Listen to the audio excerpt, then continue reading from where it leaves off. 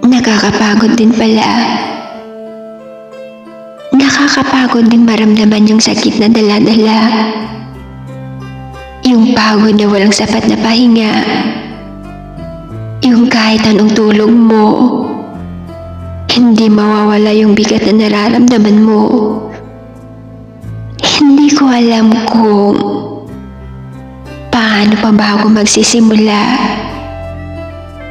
Hindi ko alam kung paano ko buuin ang sarili ko.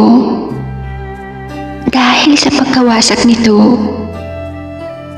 pilit ko mang buuin pero dinurog na naman ito ng ibang tao at sinira ng taong pinagkakatiwalaan ko. Siguro nga ako yung may mali, o hindi kaya siguro mahirap akong mahalin, mahirap akong tanggapin, at mahirap akong intindihin. Siguro nga hindi ako karapat-dapat na pagkatiwalaan dahil sa aking mga nakaraan.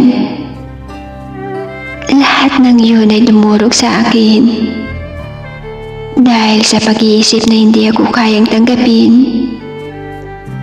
Malinis naman ang hangarin ko eh.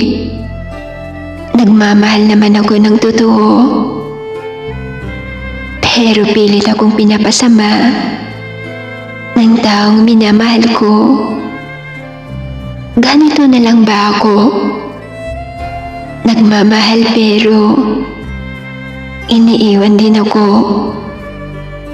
Wawa sa akin hanggang sa maubos ako.